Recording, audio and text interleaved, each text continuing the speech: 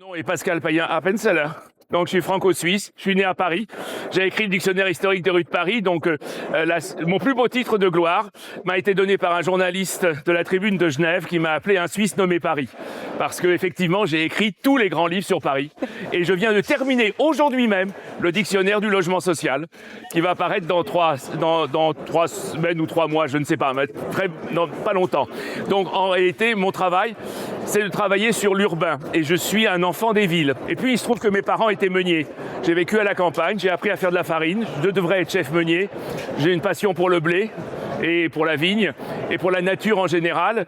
Et aujourd'hui, je trouve qu'on est dans une très belle époque. Potentiellement, l'alliance, la nouvelle alliance entre la nature de l'homme et la nature de la planète. Et le Geste d'Or a créé récemment le Forum de l'écoplanète pour mettre en valeur les 4 éléments et le 5e élément qui est le déchet, qui n'est pas un déchet, qui est tout simplement un reste d'usage qui va être réutilisé. Donc c'est ça, le Geste d'Or, c'est un grand mouvement qui compte 10 millions de personnes, qui est le plus grand mouvement aujourd'hui en Europe, que j'ai l'honneur de diriger, qui est devenu ça en 20 ans et qui est peut-être le témoin d'une espérance formidable, c'est comment on se réunit pour être ensemble. Et souvent, on fait le contraire, on se désunit pour ne pas être ensemble. Alors, venir ici pour le Geste d'Or, c'est d'abord se souvenir que le Grand Palais fait partie des monuments dont on a eu beaucoup de préoccupations pour le conserver. Tous les architectes en chef qui ont travaillé ici, tous les artisans qui ont travaillé là, tout ça fait partie du Geste d'Or. Le Geste d'Or a été créé à l'origine pour mettre en valeur le patrimoine, mais pas seulement le patrimoine en tant que tel, mais les mains du patrimoine.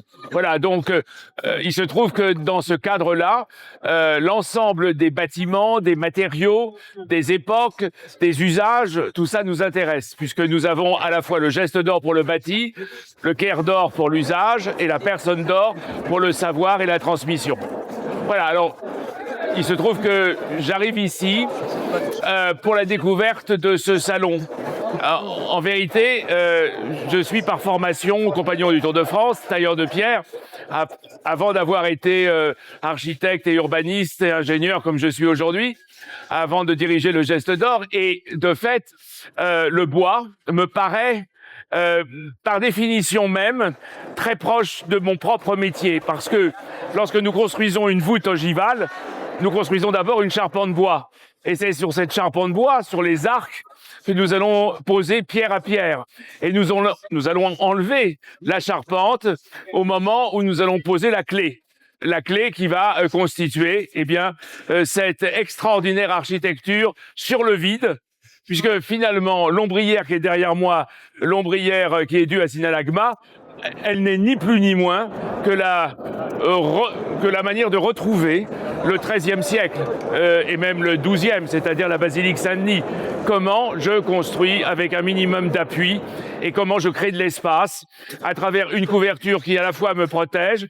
Ici, évidemment, elle peut donner en plus de la lumière, mais en vérité, s'il y a la voûte ogivale, si légère, ça permet les vitraux, ça permet une lumière latérale, et ici, ça permet une lumière kinesthésique.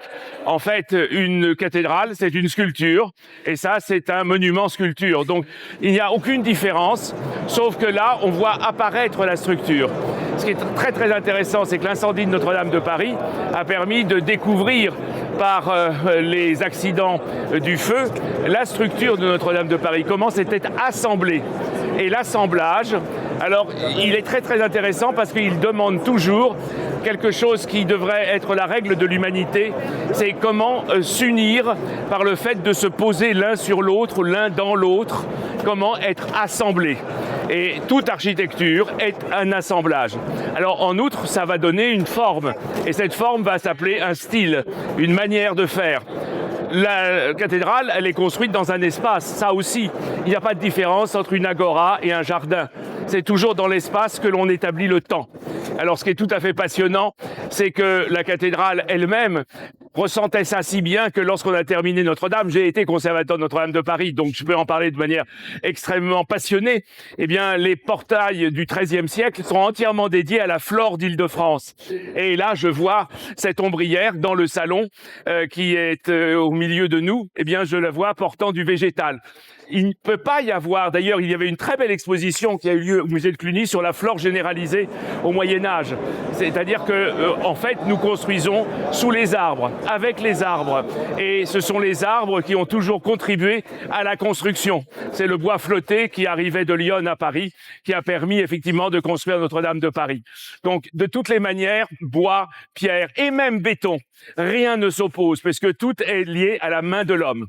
Voilà, c'est tout ce que je peux dire ici et je suis assez passionné de voir ce travail du bois. Je sais bien que le bois n'est pas seul matériau. Il est aujourd'hui assez à la mode, mais en vérité, nous, au Geste d'Or, on a récompensé récemment encore des constructions alliant le bois en superstructure et le béton en support. Donc, tout cela, c'est une réunion. J'appartiens à l'Union compagnonique, ça veut dire l'union des 3 maîtres Salomon et puis Jacques et puis Soubise. Eh bien, et là, c'est l'union des bois.